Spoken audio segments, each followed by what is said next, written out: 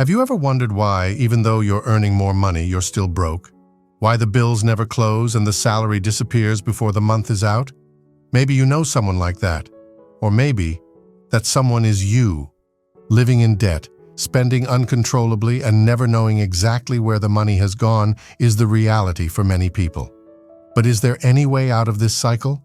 Well, today I'm going to tell you exactly how to get out of this cycle by changing the way you handle your own money. According to concepts from best-selling personal finance books, let's imagine the following situation. You've paid all your bills for the month, and you've reached the end of the month without any money because you've spent it all. You're just waiting for next month to come around again. But as it was your birthday, you received a family gift of $500. In this situation, which of the two paths would you take? Take those $500 and use it to buy anything you want, whether it's clothes, drinks, eating out, or whatever else you like to do.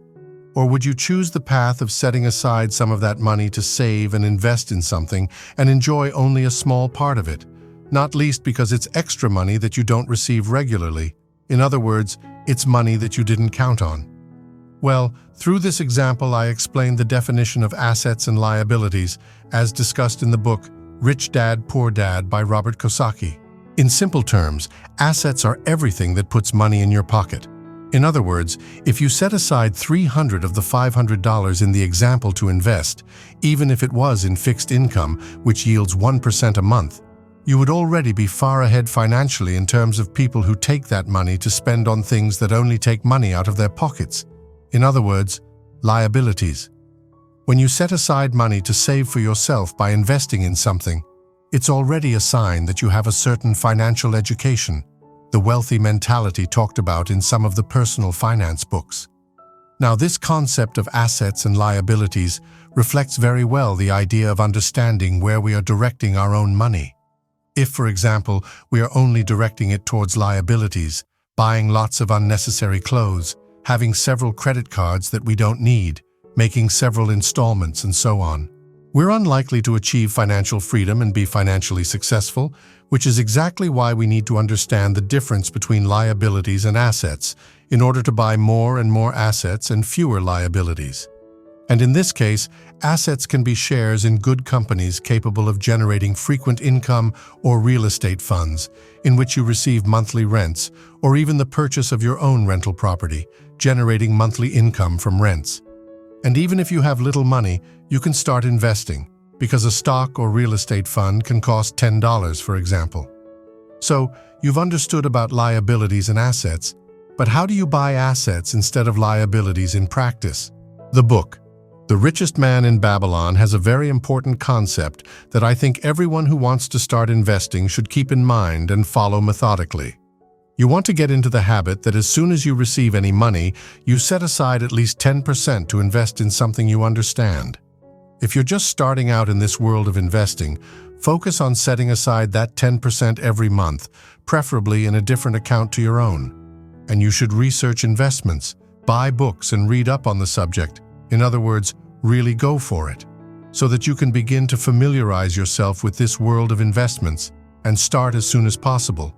Because it's like the concept discussed in Morgan Housel's book Financial Psychology, that if your focus is on accumulating more money, you shouldn't just focus on earning more, but also on spending less to invest that money. Because for some people who are used to spending everything they earn, just getting into the habit of putting some of it away each month is a big step forward. But of course, investing is extremely important, especially in the long term. You'll see now what I'm talking about. Look at this graph.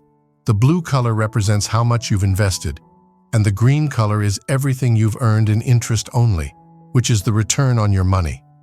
Applying $300 for a month at a rate of 1% per month, something that is quite common in many current investments, we see that in the first 5 years, basically what mattered was just saving to invest every month. Because we see almost nothing of interest income, because the green bar is almost insignificant, it hardly appears at all.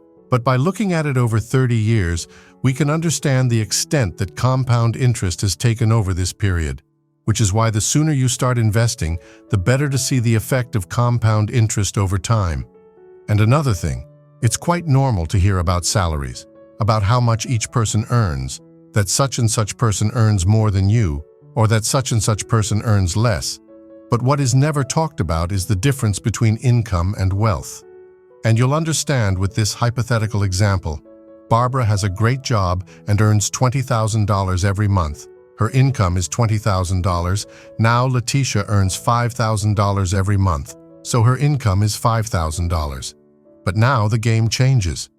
Turning to the subject of wealth, Barbara, even though she earns $20,000 a month, spends all her income every month, with nothing left over at the end of the month. Having assets of literally $0 because she has no assets, all her money is spent on liabilities. Now, even though Letitia earns much less than Barbara, she has a habit of investing $2,000 every month and living on the remaining $3,000 of her salary, and maintaining this over 5 years, even though her money will yield absolutely nothing with a 0% rate. Letitia will have a net worth of $120,000, while Barbara will continue to have $0, or depending on the case, even run up debts and be in the black. That's if she invests in something which yields absolutely nothing, which is highly unlikely. Now, if she saves $2,000 a month, at the end of the year she'll have $36,000. Then at the end of 5 years she'll have $120,000, and at the end of 10 years she'll have $360,000. But in these calculations, we consider that she has kept the money under her mattress.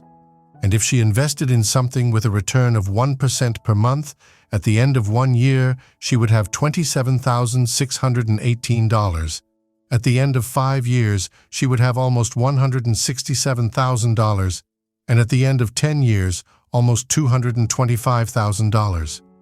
Now, if we increased our return to 2% per month, at the end of the year you would have $31,235, and at the end of 5 years you would have $387,890, and at the end of 10 years you would have almost $2.5 million.